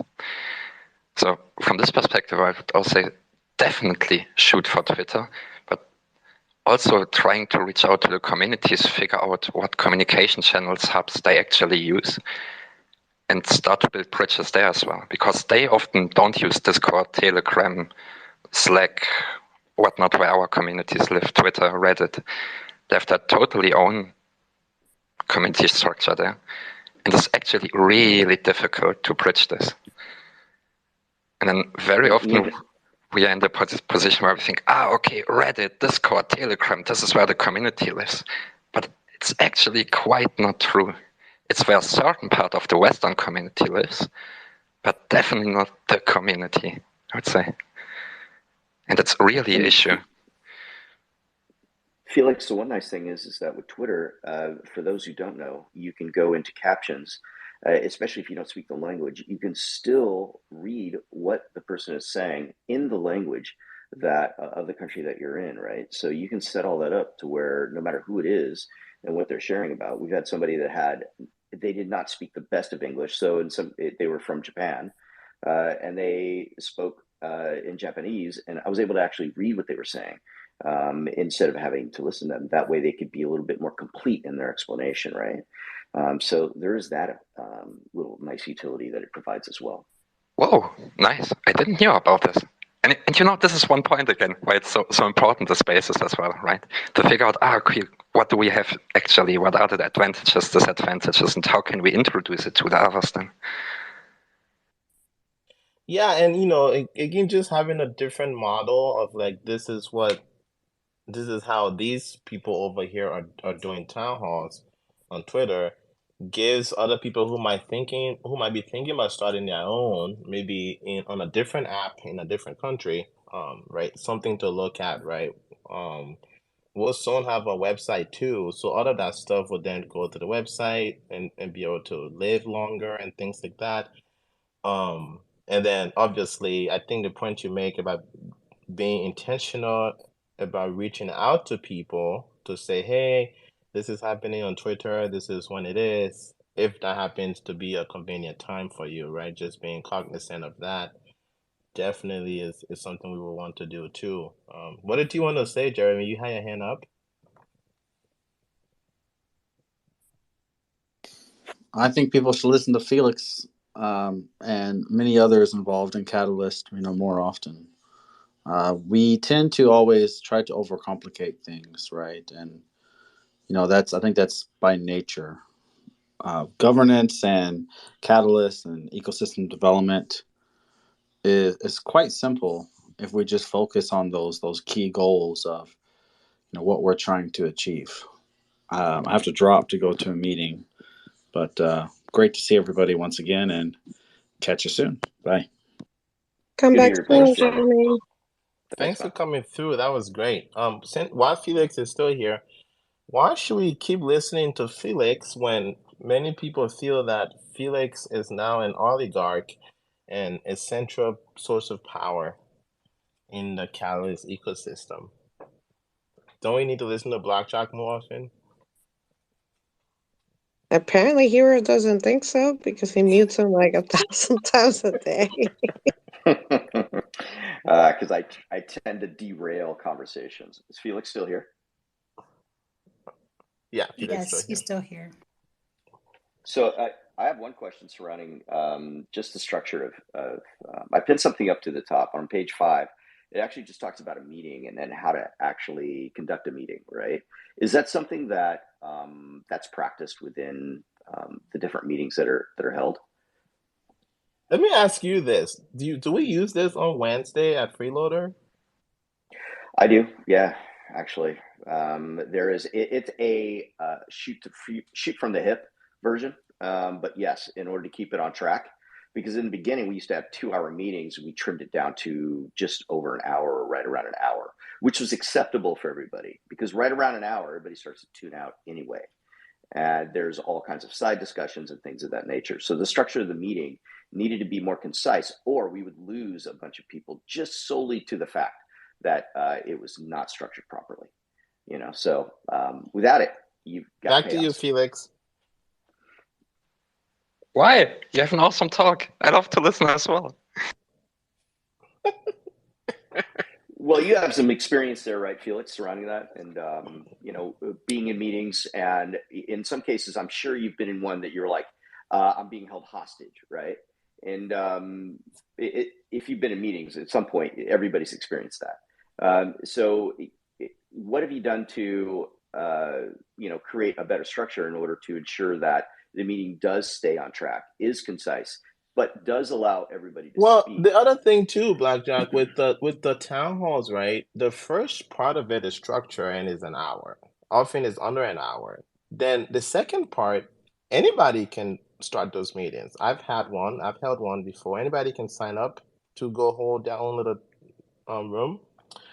Um, yeah, so maybe we just need to make this document available. But there is not official meetings after the main thing, which typically is an hour or less. And then from there, it's everybody is sort of doing their own thing. If you're holding a room, Sure. you got to decide how you want to run the room. Right. And the Yeah, I breakout really like meetings, those rooms. Those are really great. I agree with Ada Girl. Me too. I've Like been the in breakout breakout rooms. rooms and all that stuff. Yeah. Right. Yep.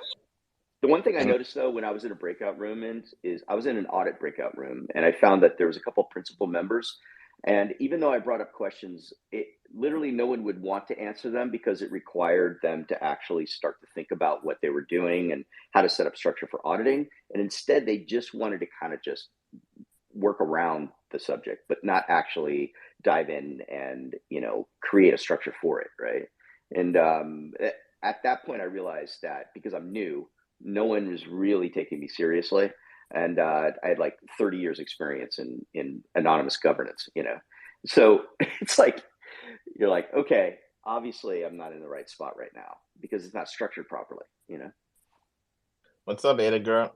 Yeah, I have to kind of address what BlockJock was saying because every single room that I've ever been in, everyone has been really, inviting, and they've answered all my dumb questions. And actually, more than I needed to, like several people would put their hands up and answer my questions. So I feel like maybe it's just a perception, not a perception, the rooms maybe, because I tend to go into rooms that are full. Like there's a lot of people in them. I like that because it creates a lot of discussion. So I don't know. I think it's just a matter of maybe just getting out there more. Maybe I don't know. I don't know what the No, answer. I think BlockJock went to a room once, and I know who was in that room that he's hung up on. He went to that room once or twice and had this experience with this particular person, and now that's the whole catalyst experience for him. So then Well, there's a person problem, and now it's become a catalyst problem. well, what happened was actually when I asked the question, there was somebody else that spoke up surrounding it too, because no one was really wanting to put any teeth into auditing in any way, shape, or form. And I'm not sure exactly why that was, but I asked the question in 3 different ways and even explained why I was asking the question surrounding that. And then there really was it didn't like spark a desire to talk about it and maybe add that in or at least put it on the agenda for next week or any of that stuff. So that suggested to me that they were really uninterested as the kernel part of the group, the main part of the group, were uninterested in making those changes because then it would require them to do more work. And I understand it. I get it. It's all volunteer. Okay. But without auditing, we get some crazy stuff, right? So, and we spend money on things maybe, or put money into things that we shouldn't have, and or keep putting money into things that we shouldn't because they're not keeping up with their side of the obligation.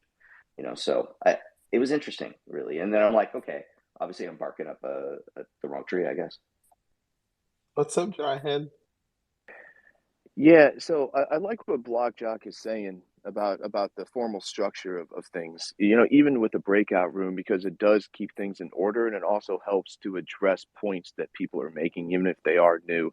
I understand the difficulty in that, right? Because it is a responsibility, and we are talking about people volunteering their time. People don't necessarily want to fit into this structure necessarily, but it does help to eliminate kind of eventually cult of personality. There's some people who step into a room and they tend to just kind of take control, and it's not necessarily a bad thing.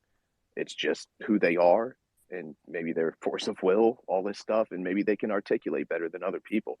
Doesn't really matter what it is, but this does happen often. So I don't know that it's ever going to be instituted, but it would be valuable. Let's put it that way. Well, I mean, again, so we have the opportunity to hold a town hall here on this Twitter space, so we could experiment with these things, right? We could, and the beauty of it with Pyro, or where is Pyro? He left with his amazing simulcast idea, right? This will be broadcasted to the YouTubes and other things for people to see another model of what a town hall might look like or be run, right? So, yeah. Yeah, you definitely need to add a chair into each one of those that set an agenda. They're not running things. They're literally just a glorified timekeeper is all they are. They're not allowed to interject any of their own ideas or dominate the discussion. They're just there to keep it to where everybody gets a chance to speak. They're all able to keep on one side or the other. You have pros and cons to each one of them, and you allow either those who are there and you alternate between those two, in order to everybody get to speak, but keep it balanced, and then from there, Right. So things actually get done. that rule of a chair, right? It doesn't exist. You scan a QR code, you say you want a room, and you get a room. So it needs to be more of a guideline. Then they need to set it up at the beginning that if you're going to set up a room, you are the chair. And Right, therefore, yeah. you do not have the ability to anything other than set the agenda. So you're just setting topics and Let's then see, what pros does and that cons look for each of like?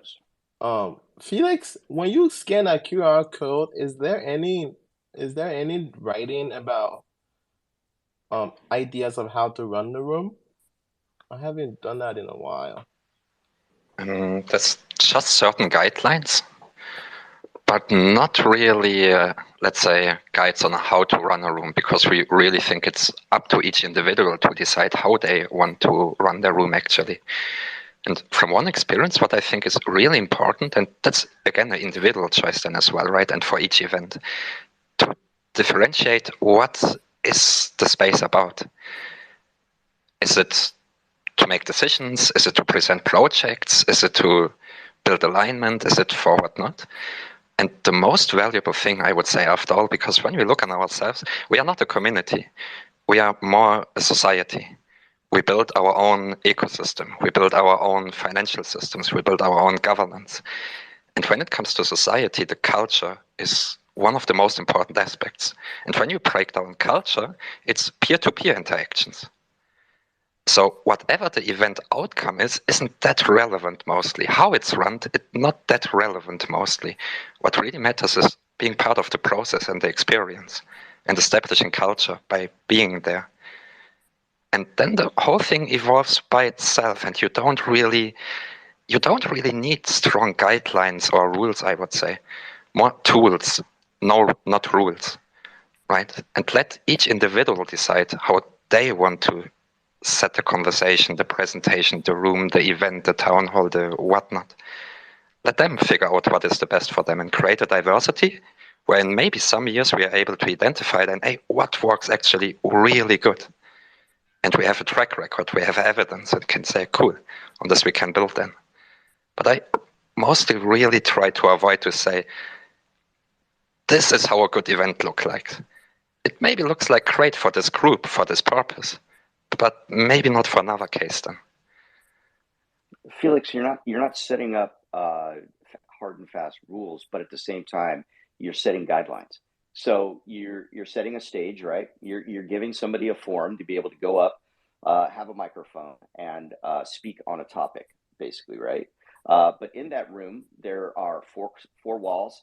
There's a door to go in. There's seats to be sat in. So you're setting up the room. You're not setting up and telling people what they're going to talk about, how they're going to talk about it, but ultimately you're just setting up the room. Then they can then have a discussion. However, it can de-evolve, and then from that point, it might have been the best idea in the world, and it doesn't matter because there was no structure to the room, so people left. And so you're losing voices because of that. So I get what you're saying. The British Parliament doesn't have structure. They seem to function. Yeah, they're horrible at it. You can watch it, and I've watched that. And it's a lesson in futility, is what it is.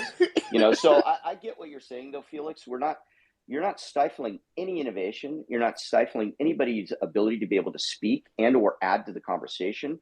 But you are at least providing, some, sense of how the meeting is going to be ran. And therefore, then each room has some discipline in it. Discipline does not mean stifling innovation or voice. It just means you're having some discipline. And guess what? My experience with that over 30 years is when there's discipline in a room surrounding a discussion, more people go to it each and every week, and it gets bigger and bigger because of it.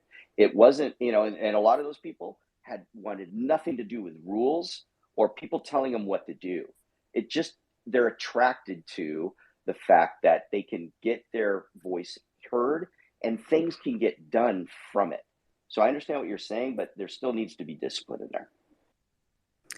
So I have to just mention something really quick. I think I would be more comfortable with the term consistency than discipline. One, because I have been in a very formal, structured environment for most of my adult life. And I think these are the types of things that we're trying to move away from with blockchain, right? Like the legacy systems have failed us.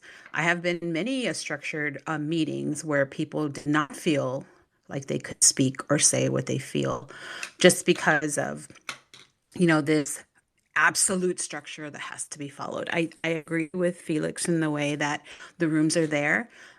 Every room that I've been in has flowed well without a chair or a leader. I think the second thing that I just kind of feel really weird about is the agenda piece, because who's going to make the agenda? Who calls out what the agenda? What's going to be on the agenda? Then again, the person who's running the room, Ada. Correct, but that's Ada the Girl. thing. So It's going to be up to that person to dictate the conversation. And I think I agree with, Felix, where the room is open. And the ones that I have been to, people go and we talk about all kinds of things. There is no structure and it works really well. And actually, some of the biggest collaborations that I've done have come from the network in those rooms. So those rooms are really there for dialogue, getting to know people in the ecosystem. And there has been no chair for the room. So I think it really is, we have to really be careful because that's a very slippery slope when we start naming chairs and discipline and structure. And I don't know, that's my opinion. My name is Lido Nation, and this is a dictatorship. I'm a dick. So I will run the room. We won't talk about ducks today. You got my vote, Lido. You got my vote. So yeah, but why does it have to be official? This is the part that I don't. I mean, I understand with all these points, right? But at the same time, I go like, why does something have to be? What's the goal? What are we trying to achieve with these meetings? I mean, if we're trying to I understand everything that has been said, and I can see all of it, but at the same time, I just think that we need to. The important thing is to incentivize people to have this kind of conversations and take them to where and help that energy flow where it needs to flow. I guess, and my way of looking at it, I guess, get that amplify those thoughts and find those who get inspired to take it further. I don't know. I don't think that they all have to have a goal. I don't think that having this kind of meetings we should have goals. It should be just hey, we're just gonna talk about this and we're gonna find it. How do we be effective as a group then? I mean, can you be effective as a group and create effective discipline? To do what? We're trying to sort of suss that out. Stop people from gaming. A perfect example is, the fund, the Catalyst funding, right? So stop people from creating rules and or things that then make it easier for them, like rapid funding, for example. Or there was a discussion, I guess, surrounding Swarm where they were, putting funding in order to hire people, devs and other things in order to do work.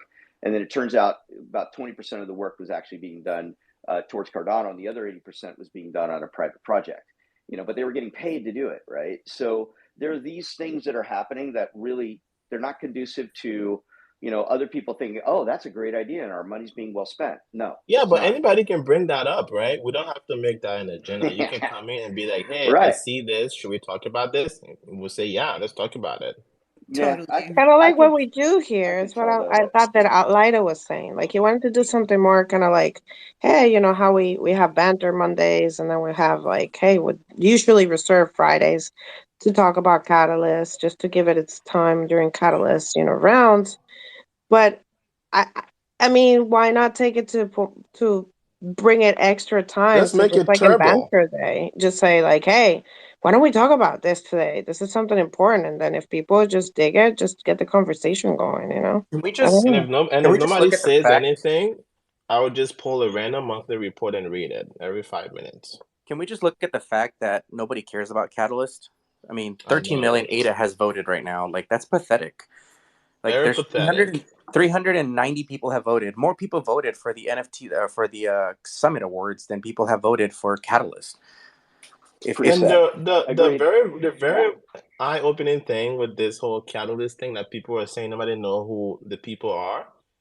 Nobody's reading the profile, even though it says right there, candidate platform statement. At least on my screen, it has the whole thing that says candidate platform statement. So, And Hosky, why do you if you think read nobody them, cares it will say about Catalyst? Darlington, you know. Because we were even trying to defund it at one point. So why do we not care about Catalyst Circle and Catalyst? Governance isn't sexy. It isn't attractive. There is no grandeur behind it.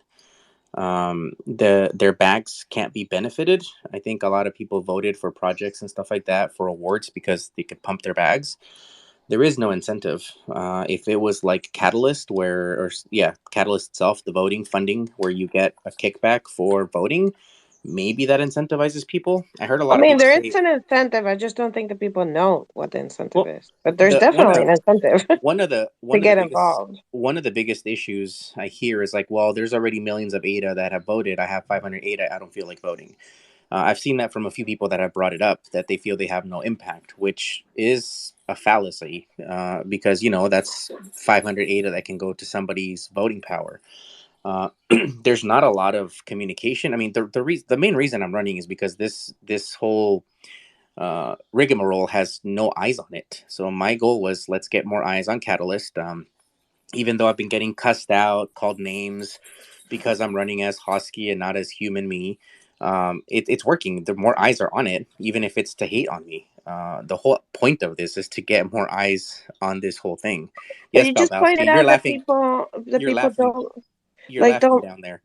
What I'm saying is, yeah, which is ridiculous for people to say that about Hosky. Hosky can spread the word No, it better than wasn't. It was anybody. to clarify. It wasn't Balbowski. He was just in that space earlier today, so he heard everything going on. And all I'm saying is, if people really, even if it's hate that drives you to vote for Catalyst, hate for Hosky, hate for me, then please go vote. Like, seriously, whatever No, it but takes to I get think people to vote. that you touch on something important here, which goes back to like the incentive. I don't think it's the incentive; it's that people don't think the vote counts. So how can we help people feel like the vote really counts? You How do can't. we like You can't. make it a graphic You or can't. make it?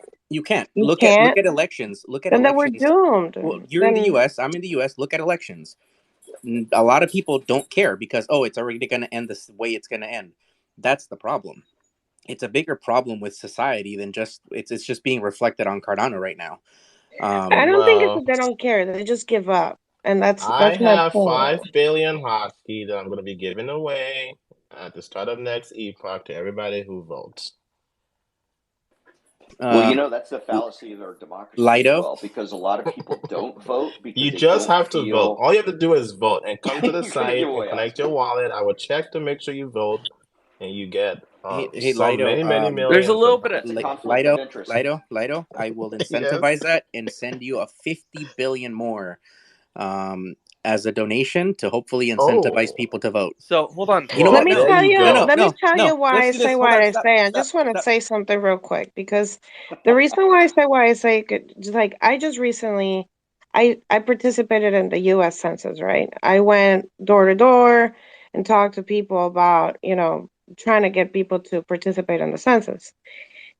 And the majority of the people did not understand what the census was used for. And it was about me to it was a game for me. Like, how can I get these people to participate? Because people wouldn't want to participate. I'm like, please, let's just take a few minutes. Let's just few questions, and they wouldn't. So I was like, this is horrible. We're not counting people. How can I make this something that people understand and want to participate? And I had to find those common grounds, those reasons why there's an incentive for them. So I started finding How can I talk to them about the school, the lunch, the free lunch, and the free breakfast they just heard on the news that they're going to lose? This is where that comes from. If they don't exist, they don't put money towards that. So then when it comes down to budget cuts, that's going to be affected. And so I started finding all kinds of different things. And if an elderly person will open up the door, I had the things to say to them that will make them want to participate. If immigrants will answer the door, I had the correct answers to give to them so they can feel attached to why their incentive was there. There is plenty of incentive, and it's about finding those connecting it to people. And then people say like, oh, wow, if a lot of us common people put our 500 ADA together towards our common, denominator here, then we could actually have an impact, That's what I told somebody the other day. There was it was early on in the voting, and he's like, well, I only have 500 ADA. I'm like, yeah, but if it's 500 ADA and there's 1,000 of you with 500 ADA, then that means you have 500,000 ADA of voting power. People don't seem to realize that or don't care enough. And, there's so many shortcomings when it comes to Project Catalyst and the way everything's ran. And the lack of participation is really concerning because everybody wants to talk about Voteaire. These are like examples of what's going to happen during Voteaire, and means that there's not going to be a lot of participation. Like, let's be real. And honestly, I feel like most of the voting power hasn't come in. I think a lot of people are going to be waiting to the last minute. And I think candidates that are up there right now are not going to be up there at the end, myself included, at least I hope. But overall, I think it's kind of sad, but also encouraging that the number of votes is 4x'd from the last time, because I think last time was in the hundreds, low hundreds. And now we're seeing 400, but still it's only 16 million ADA out of 30 some billion that are out there that have even participated in the first. Drops being the platform for it, which good or bad, people either love it or hate it, right? So there's that. Well, and here's the thing. I want to encourage people to vote, and I'm actually going to take a different approach now. My campaign is going to be now, if you hate me, then you should vote against me. Whatever it takes to get people to vote. Like, seriously, it's not about. Wait. I just want to solidify earlier that Hotke said he's going to add 50 billion to my I changed my mind. Let's make it 100 billion. And basically, to incentivize people who go vote. So if you have little ADA, there you go. I have an idea. How about if we did something like I always see these Mint Parties Twitter spaces. Couldn't we do like a voting party Twitter space? Totally. To like great encourage idea, people to that is a great idea. And the smaller amount of ADA that you vote with, the bigger amount of Hosky that you get. I have a question. And like, forgive me if this is ignorant or naive because I've been gone for a few months, but it's 500 ADA minimum to be able to vote, right? And these kind of things. 10. Is that correct?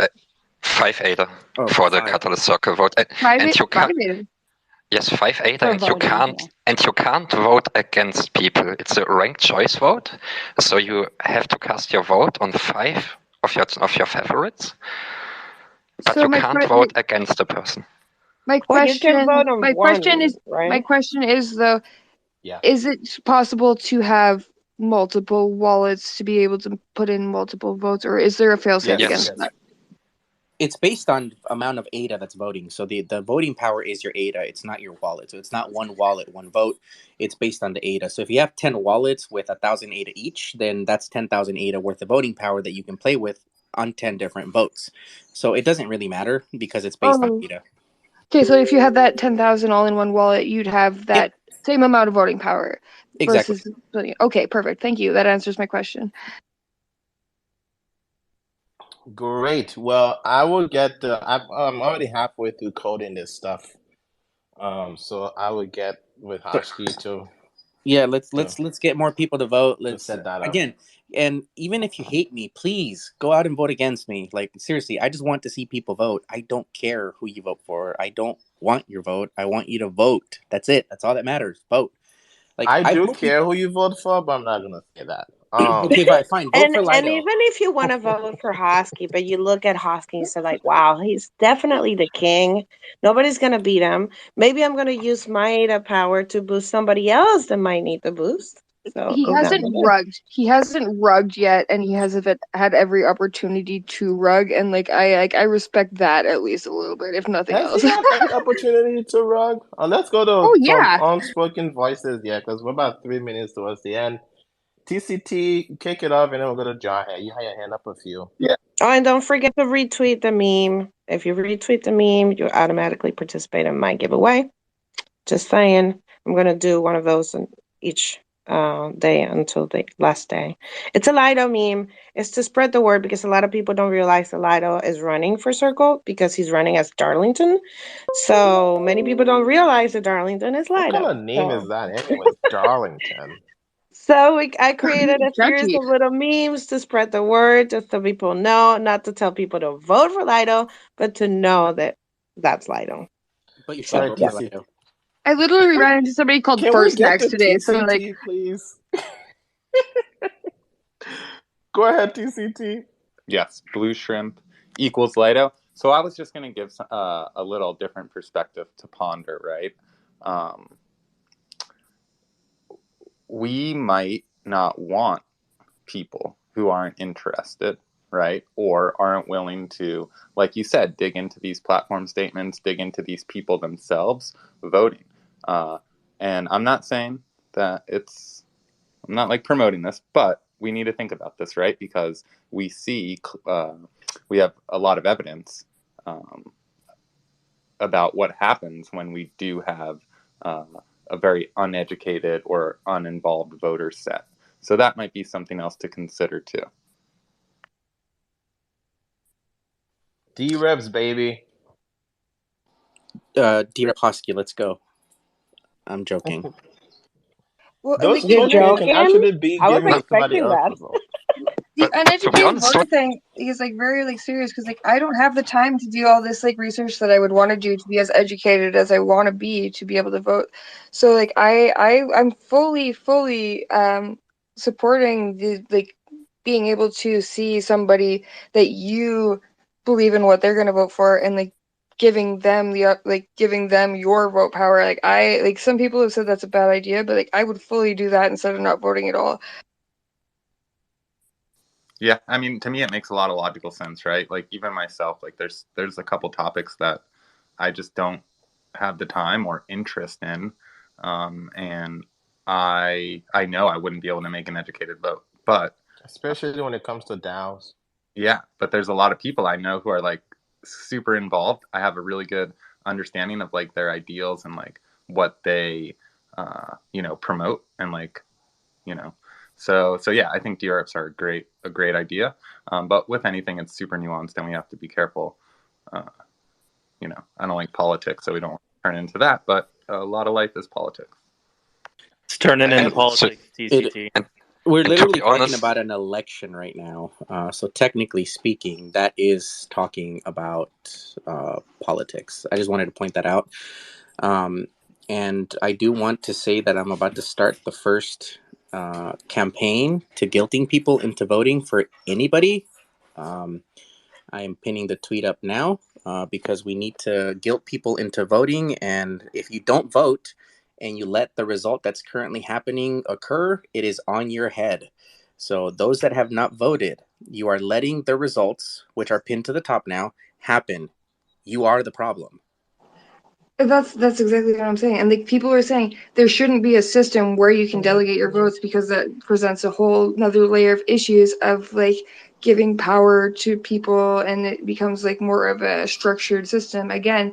But as an individual, I definitely know people that I would trust enough to do that too on my own accord, and not like having a structured system where I can like delegate my vote to somebody. But I would definitely vote based on somebody else's opinion with some of the people that I know in this space as an individual. And Thanks for. Oh, go ahead, Felix, and Felix will be the last word. Because about politics and governance, it's always written and driven by human, and we will always fail. And as more I'm in the space, as less I actually believe in voting and democracy and all the stuff. Actually, I think there will never be a system where everybody is fairly treated. There's never be a system which can avoid that an individual human will fail. Each human which is put on place with a certain power will be corrupted by the power itself over time. There's no doubt about it. Human history has proven this over thousands of years already, and we have evidence of this. I think really, when it comes to governance and politics, we have to really think about the individual itself, about anarchy actually, not anomy, not chaos, but making sure that people, individuals, are able to make their own decisions by their own strong perspective, taking the responsibility of their own actions, and not having a politic or a governance which aims to take off the responsibility and make the easy life for the people. Governance is fucking difficult, because in the end it means it relies to you as individual, and only on you. And to never apply to a leader if you don't feel that you're able to lead yourself. Educate yourself. Become yourself your leader. You are your president. Fuck off anybody who wants to be your chef or your president. They will fail us. You are... Oh my gosh. Sorry, Felix. You did not. Part. You did not. Sorry. Amen. Sorry, Felix. How could you? Finish your thought, Felix. That was like a presidential speech right now, Guys. Lido. Let Felix finish his thought. Where that do I was vote supposed to be Felix? recorded and oh God. No, but that was mostly it, I think. But yeah, we don't have the right to tell anybody what they have to do, and we want anybody who have to tell us what we have to do. And this is governance, how we know it. So fuck it. You are your president. And don't trust anybody who tells you he could make good decisions to you. The only thing what he tries to attempt is to put you in a situation where you are not able to make decisions for yourself. And this fucking sucks. No way. Now can I mute everybody? We're gonna go ahead and wrap it there. Sorry, I have a meeting. Just to wrap up, fuck it, you're your president. Governance is fucking difficult. If you're not voting, you're the problem. There's 105 billion hashkey that's gonna be distributed to people who vote. Go vote. See you on Monday. Monday is banter day, so bring the banter, bring the questions. There's no guest. Yeah, Jenny?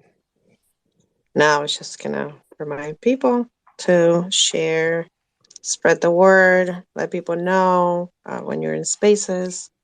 Remind them of Catalyst. If they don't know what that means, it's like, hey, if there's anybody that you feel like you get your Catalyst information from that's running in there, that will be a good person to vote for.